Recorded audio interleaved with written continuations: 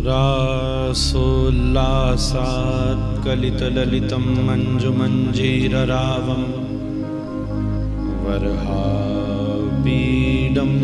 परिवृततरं गोपकन्याकदं वै वंशे स्यन्दनमधुरिममदा मोदमानं वनान्ते श्रीमद्राधारमणमनशं गोपवेशं नमामि। हरे कृष्णा कृष्णा कृष्णा हरे हरे, हरे राम राम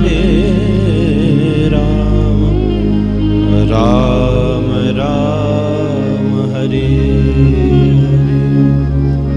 श्री राधा रमण लाल की, श्री गिरिधर लाल की, श्री गिरिराज महाराज की, श्री इंद्रेश लाल की जय जय श्री राम। व्यासपीठ को मैं प्रणाम करूं। मुझे बड़ो कष्ट होवे कथा की धारा रुके। मैं तो कई बार निवेदन कर चुका हूं, मैंने अभी भी हाथ जोड़ के कही ऐसो मत करो आप। अब यहां दोनों बात आ जावे।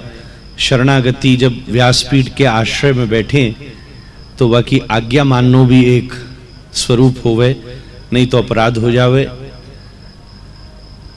मैं अगली बार के ताई एक निवेदन करूं भैया सो, वैसे तो आयु में मेरे अनुज हैं, कि अगली बार जब भी मोए कथा में आवे को अवसर मिले तो मेरे आवन की एक शर्त यही होवेगी कि या तो मुंह को पहले बुलवाई हो या बाद में बुलवाई हो, बीच में अपनी धारा मत रोकी हो।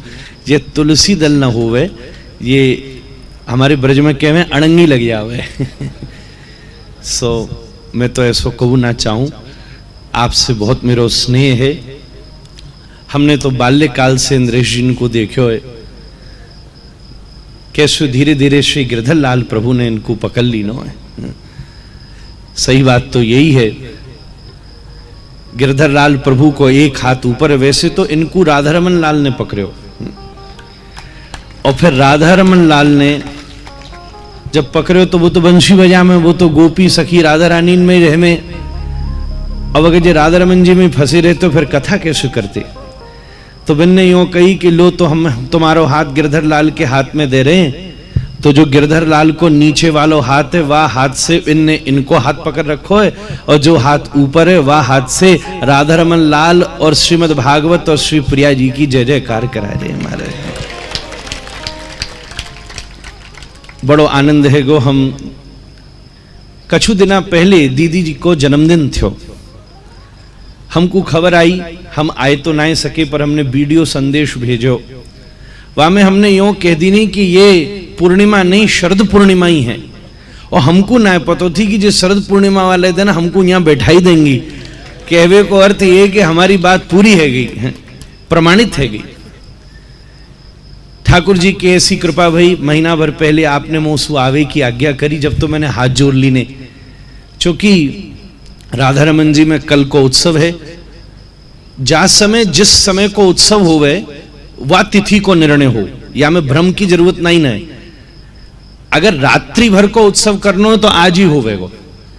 कहीं मंगला को उत्सव करना है तो फिर बीतो भयो कल ना हो तो अब आगे वाले कल में होगो।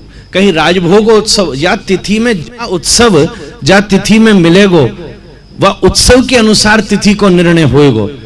तो हमारे श्री राधारमण लाल जी को मुख्य उत्सव है जब श्रृंगार आरती में इनको बड़ो वालों मुकुट पहनावे जाए, और संध्या को उत्थापन में विशेष चंद्रकला और खीर भोग लगे। तो यह हमारे वाह उत्सव की पूर्ति कल होवे से।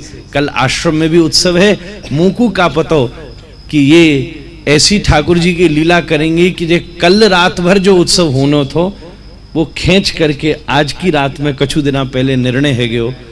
सही कहूं तो कछु मेरे ही भाग्य में सौभाग्य को चांद आयो होगो जो मुंह को यहाँ आए के 3 दिन को उत्सव बनावे को अवसर मिल गयो। आज श्री इंद्रेश प्रभु की सन्निधि में कथा श्रवण को सुख आनंद ही आनंद हो गयो। कल राधारमण जी के संग और परसों बाबा श्री चित्र विचित्र जी महाराज हम लोगन पे कृपा करवे कि ताई वहां पधार रहे। सो 3 दिन को शरद पूर्णिमा उत्सव क्या कहनी। थोड़े दिना पहले वृंदावन प्रागट्य उत्सव चंडीगढ़ में हुआ। बी प्राग भैया भी हमसे कहते रहे, ऐसे लंदन में हम फंसे हुए थे, पर सही बात कही। वृंदावन की सखी केवल लंदन श्रृंगार करवी गई थी और आज ठाकुर जी ने खींच करके आपकी शरणागति में बैठाए दीनों। आपने तुलसी ललदारवी की बात की नहीं है। श्री रास का सबसे महत्वपूर्ण भाग तुलसी के ही हिस्से में है, वृंदा सखी। श्री वृंदा सखी ही अपने सानिध्य में रास के संपूर्णतम भाव की सन्निधि कर रही हैं, क्योंकि वो तटस्था हैं। रास में एक स्वपक्ष सखी हो में, एक परपक्ष सखी हो में, एक तटस्थ सखी हो में। तटस्था सखी की सन्निधि में ही रास संभव है। इसलिए श्री रास की भूमि श्री वृंदावन है, श्री व्रज है। 3 परकोटे हैं वृंदावन के, पंचकोशीय, मध्यम श्री गिरिराज जी से जमुना जी, और फिर विराट वृंदावन कामाते लेके जमुना जी तक। तो यह भाव से हम वृंदावन की सन्निधि में ही बैठे हैं, और यह वृंदावन की सन्निधि में ही श्री रास को भाव संभव है। यही तुलसी दल है कि श्री रास लीला एक बार द्वारिका की सभी महर्षियों ने विचार की नो। वो बोली कि हमने सुनो है तुम्हारे व्रज को रास बड़ो अद्भुत है, श्याम सुंदर हमको रास दिखाओ। तो ठाकुर जी ने कही ठीक है, ऐसो भाव है तो हम सब ब्रजसों गोपिन को बुलावें, संदेश भेजो। प्रिया जी तो व्रज छोड़ के न जामे, पर प्रिया जी की कृपा मूर्ति छाया रूप में श्री द्वारिका जी पधारी और वहां निवेदन कियो कि आप भी रास लीला करो। सब सखी, सब प्रिया जी सब श्रृंगार करके तैयार रह गई। रास मंडल के दर्शन भय, पर रास न भयो। ठाकुर जी ने पूछो प्रिया जी क्यों, आपको वह तरंग क्यों ना आ रही, वो रस क्यों नहीं आ रही? तो प्रिया जी बोली वाह रस की प्राप्ति तो हमको केवल श्री वृंदावन में हो सके। हमारे रूप आगो हम सब आ गए, पर जब तक श्री वृंदावन को प्रागट्य ना होगो तब तक यह रास की संभावना संभव नहीं है। ऐसी रास की यही तुलसी दल है। या पूरे उत्सव को तुलसी दल, महाराज जी बोले हम आए गए, हमारी क्या औकात है, हम तो कमल हैं वैसे भी, पर श्री वृंदावनी या को तुलसी दल स्वरूप है। श्री हनुमान जी की कैसी सुंदर बात बताई। हम तो वही में घूम रहे तब थे कि श्री हनुमान जी महाराज, श्री धर्म सम्राट स्वामी श्री कृपात्री जी महाराज और श्री सुबोधनी कारवंशी को शिव स्वरूप कहते हैं। पद्यावली में श्रीपाद रूप गोस्वामी वंशी जी को वंशी तत्प्रेम रूप कहा। वंशी कौन है? श्री प्रिया प्रियतम का प्रेम स्वरूप है। जो प्रिया और प्रियतम के बीच प्रीति थी, उस प्रेम ने कोई आकार लिया। जैसे श्री स्वामी हरिदास जी महाराज के मन में जो प्रेम था, उसने कुंज बिहारी का स्वरूप लिया। श्री हरिवंश के हृदय में जो अनुराग था, उसने श्री राधा वल्लभ लाल का आकार लिया। ऐसे ही जो श्री गोपाल भट्ट गोस्वामी जी के हृदय में प्रीति थी, उसने राधारमण लाल का आकार लिया। तदनुसार ही श्री राधा और श्री कृष्ण के बीच में जो स्नेहानुराग था, जब उसने आकार लिया तो वो वंशी के रूप में प्रकट हो गया। वंशी तत्प्रेम रूप का। उस प्रेम का स्वभाव कैसा है? वंशी एक छिद्र से लेना जानती है, पर 9 छिद्रों से लुटाना जानती है। राधा कृष्ण का प्रेम ऐसे ही है जिसमें स्वार्थ नहीं है, तो अपना सुख थोड़ा सा और सारे जगत को सुख मिल सके, इस भावना का आधार जिस प्रीति में है, वही आध्यात्मिक अनुराग और प्रीति श्री राधा श्याम की है, श्री श्याम सुंदर श्री कृष्ण की है। और ये प्रीति के बिना ये रास नहीं हो सकता। महाराज जी, हनुमान जी भी श्री चारु सखी के रूप में रास में प्रवेश किए। जैसे आपने वंशी का स्वरूप बताया, ऐसे ही भरतलाल जी ने जब भाव कहा, श्री हनुमान जी ने भी आज ठुमका लगा लगा के नृत्य की नो श्री चारु सखी के रूप में। और श्री हनुमान जी का स्वरूप आपके सामने हनुमान जी विराजे, मैं तो बिन्ही को देख रहा था नृत्य करवे वाली। हनुमान जी को स्वरूप बानर को स्वरूप नहीं है। श्रीमद् वाल्मीकि जी ने लिखा है अपने आप को छुपाने के लिए वो वानर रूप में रहते, और उनको रास में प्रवेश करने का अधिकार किसने प्रदान किया?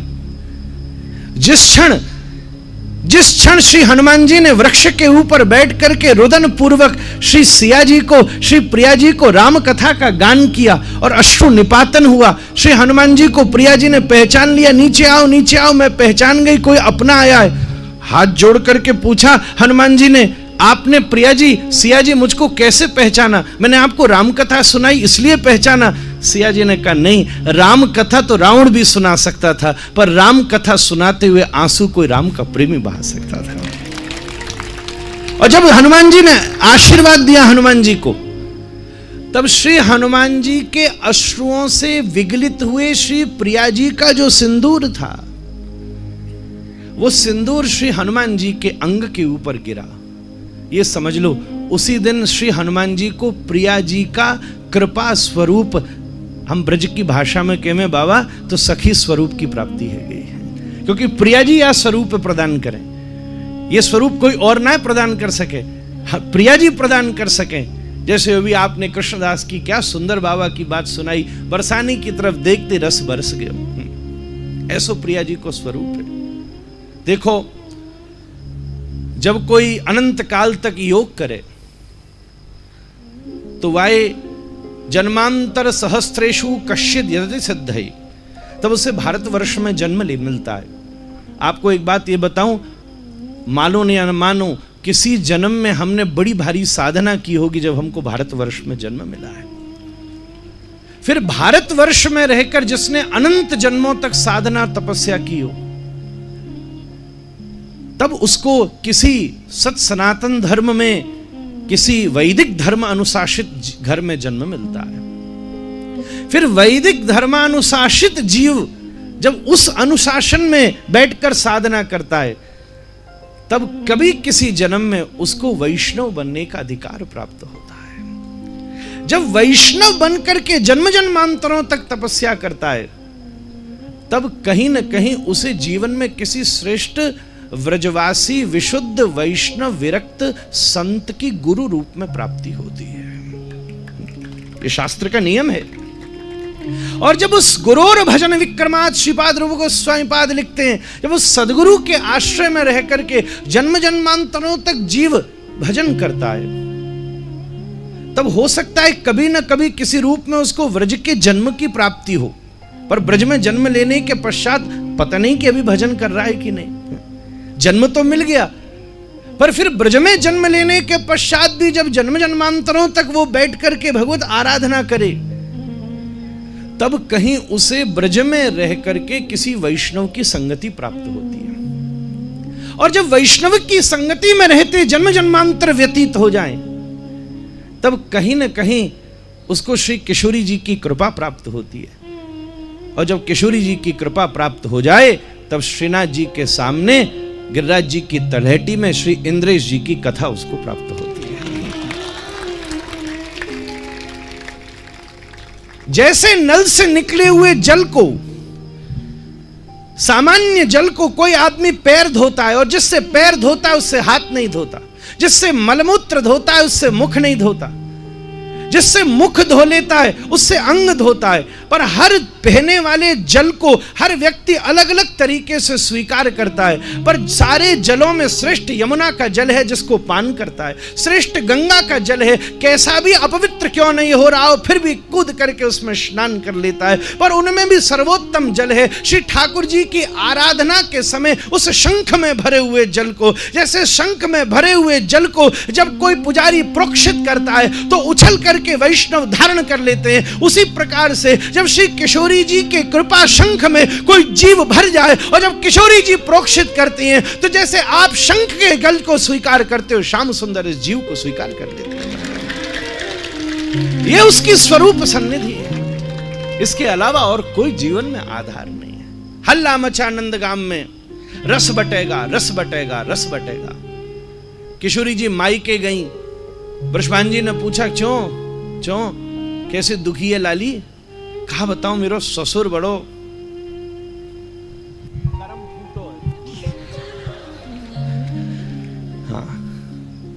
का है गो को माइक की न हुए जो सुननी बा को भाग्य वो का है गो।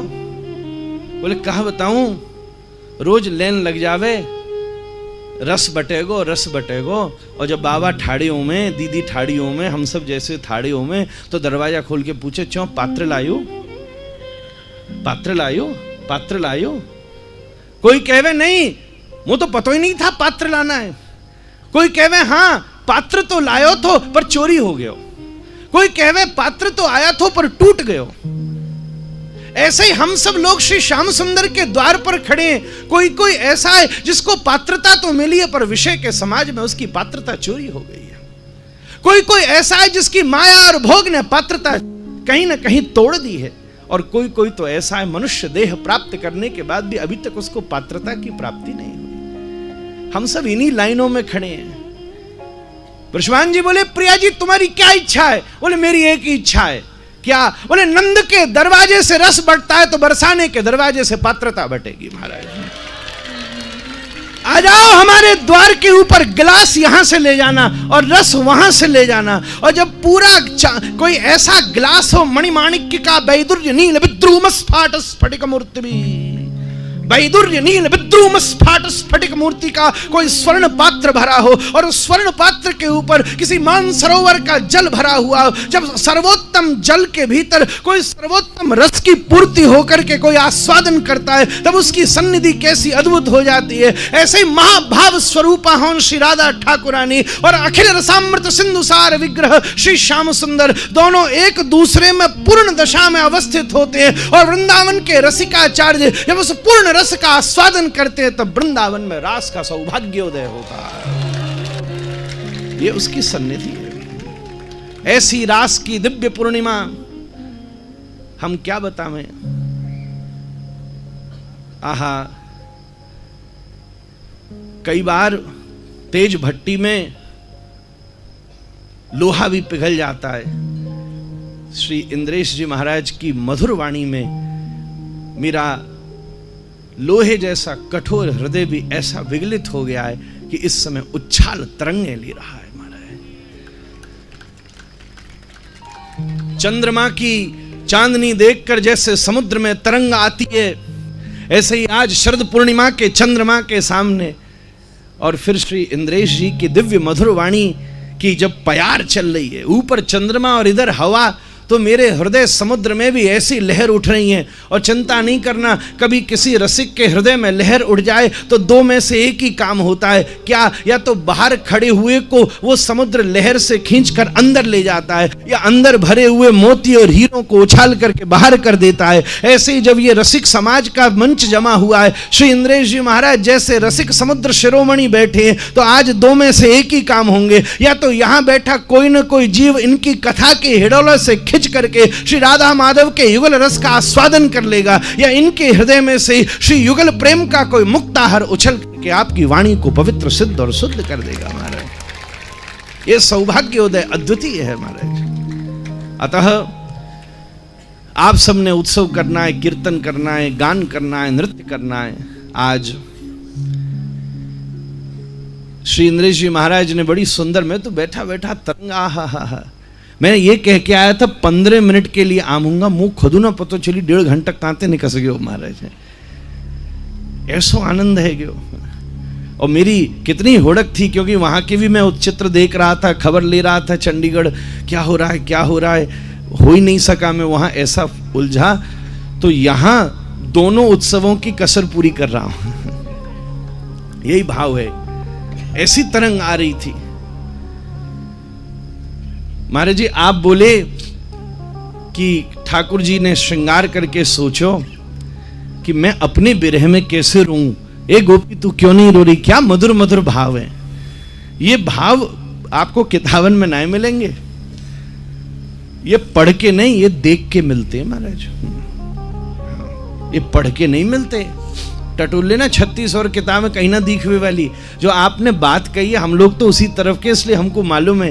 ये पढ़ के ना मिले, ये देख के मिले। कबीर ने कही तुम बोलो पोथिन की लेखी, मैं बोलूं आंखन की देखी। आपने क्या अद्भुत बात कही। और उसमें मुझे एक बड़ी भारी तरंग आ गई, अपने घर की बात याद आ गई। आप बोले श्री ठाकुर जी खड़े चुनरी डार करके, ठाकुर जी गोपी ने सोची तू क्यों हंस रही है, सबरे रो रहे हैं। तो ठाकुर जी ताक रहे थे कि ये गोपिन को विरह में कैसो सुख मिल रहे हो है। किशोरी जी को विरह को सुख है। अंक स्थिते पिदयिते किमपि प्रलाप, श्रीपाद रूप गोस्वामी कह रहे अंक में बैठे प्रिया जी की गोदी में सिर धर के श्याम सुंदर बैठे और प्रिया जी रो रही हैं। विरह का सुख है। उस समय मन में यह हुड़क रही कि गोपियां कैसा आनंद ले रही हैं, क्योंकि मिलन में प्रिय सामने होता है पर विरह में चारों तरफ होता है महाराज, चारों तरफ होता है। हर क्षण क्षण उसकी स्मृति आती है। ये क्या हो रहा है? इसी समय गोपी ने चुनरी पलट दी। क्या अद्भुत बात की, हमने तो स्वयं आज से पहले रास की ऐसी अद्वितीय व्याख्या नहीं सुनी महाराज। ये तो केवल भाव सिद्ध महात्मा ही कह सकता है। ये तो स्वयं गिरधर लाल प्रभु ही रात में मोह लगे इनको ये रस बांटे जो यहां ये दे में है। साची बात यही है। आज मैंने बिन की पोल खोल ले हूं तुम्हारे सामने है, क्योंकि कोई एक चीज सुन राधिका दुलारी आज हमने प्रत्यक्ष पहली बार सुनो। टेप में तो हम सुनते रहे में और बचपन से सुनते रहे में। वो पहले वो जो चश्मो लगाए वो करते, क्या नाम, रविंद्र जी जिनने वो गायो श्री कृष्ण में सीरियल में, हमने बचपन में सुनो। कऊ को न पता चली, पर जब हमारे श्री इंद्रेश जी महाराज ने गाया तो सब की जवान पे चढ़ गए महाराज हैं। ये कृपा के बिना संभव नहीं है, कृपा के बिना संभव नहीं है। तो ठाकुर जी के मन में हुड़क रह गई कि यार गोपी ने चुनरी पलट दी, मैं तो रो ही ना पायो। सब मेरे बिरह में रोनी, मैं अपने बिरह में तो रो ही ना पायो। और जब श्री ठाकुर जी की यह कामना हुई कि मैं अपने बिरह में रो नहीं पाया, तब उसी कामना को पूरा करने के नवद्वीप में चैतन्य महाप्रभु का प्रागट्य हो गया। उसी कामना को पूरी करने के लिए गौर सुंदर नवद्वीप में प्रकट होकर के आई। नंद सनुजः किंकिरम पतितम माम विषमे भवाम्बुदौ कृपया तव पाद पंकज स्थित धूली सदृशम विचिंतये। कृष्णदास बड़ा सुंदर गाता है। अमदिर प्राण गोरारा, अमदिर अमदिर अमदिर प्राण गोरारा, कृष्ण बिहरिणी उन्मादिनी प्राण गोरारा। बोलो बोलो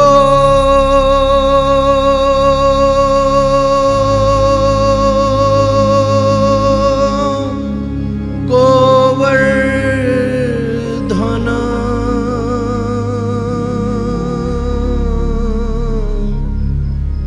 কথাই আমার गिरिधारी। बोलो बोलो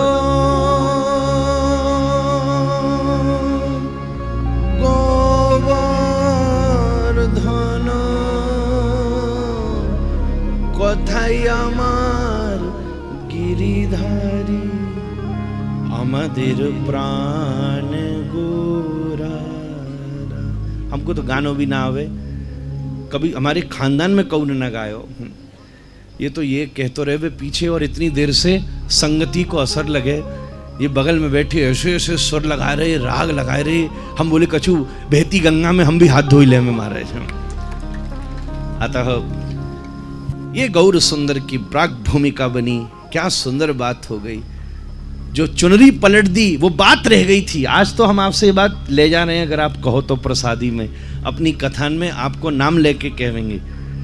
मेरा स्वभाव है जहाँ सो बात मिले वाकई याद करके कहनी चाहिए। ये कहेंगे कि भाई महाराज जी गिरिराज जी में इंद्रेश जी बोले थे कि ठाकुर जी वही गोपी बन के डोले, इनकी हुड़क रह गई, और वो हुड़क हमारे नवद्वीप में गौर सुंदर ने पूरी करी है। यही महाप्रभु का स्वरूप है। हम बहुत टाइम आप सबन को खाई गई। हम तो आप सो पहले ही कह रहे मत बोलवाओ। हाँ? अब ये लफरो है गयो सो इतनी देरी है गई सो क्षमा। अब अब हम आप तो हमारी तकलीफ समझ ही सको, हम आप बोरवे वारे 2-5 मिनट में कहाँ से निपटा सकें, है ही ना सके ये, या हमारे थोड़ो शायद 15-20 मिनट को टाइम खा गयो होंगे मैं। सो बाकी ताई मोए क्षमा करियो और मेरी ध्यान राखियो, अगली बार आपकी आज्ञा है सो मैं समय ऐसे ही देख के आऊँगा कि जब आप व्यासपीठ पे, हाँ महाराज जी मैं लंदन से आ रहा हूँ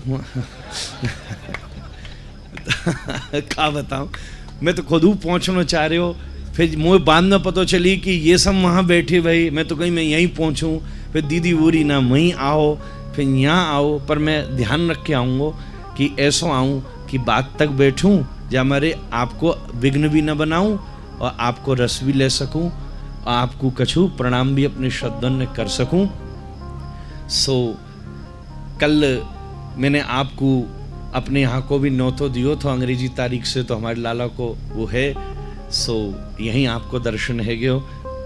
सब कृष्णदास भैया, हमारी वरुण जी, दीदी की मंडली, बहन श्री चित्र जी, विचित्र जी, कितने सब अद्भुत महात्मा, हमारे पूज्य श्री कृष्णानंद जी महाराज, श्री गोपेश बाबा, श्री हमारे हरिद्वार वाले, इनके न जाने कितने नाम हैं, अनेक रूपायो विष्णवे प्रभु विष्णवे हैं। कोई मस्तराम बाबा कहवे, कोई गंगा बाबा कहवे, हम तो आपको अपने मन की बात बतावे, हम तो मधुमंगल बाबा कहवे, हमारे ब्रज को मधुमंगल ऐसे ही होते हो महाराज। सो हमारे सब भैया भी, पराग जी भी और सब सखी जन सखा जन सब बैठे हैं, आप सबन को दंडोत करूं, सब और सब रसिक जन कछु नाम रह गए, आप मेरी यही आहुति स्वीकार करो। महाराज जी को फिर से ठाकुर जी सो क्षमा कि मैंने ये विघ्न डाले हुए बीच में, पर सुनो बहती नदी में जब डैम बने तो नदी रुक जावे, और जब डैम खुले तो का हुए पता है आपको, हमने एक बार भागड़ा नागल खुलते देखो, बहुत बचपन में पिताजी ने भेजो, ओहो धड़ धड़ धड़ धड़ धड़ धड़ धड़ धड़, तो मैं अब डैम को दरवाजा खोरवे वाला हूँ, और खोरवे के ताई आपको हाथ ऊपर करके जय जयकार करनी पड़ेगी, और जैसे ही डैम को दरवाजा खोलो और फिर देखो यहाँ पे क्या रस की नदी बहवी वाली है महाराज। इसलिए जोर से बोलिए श्री गिरिराज महाराज, श्री राधा रमण लाल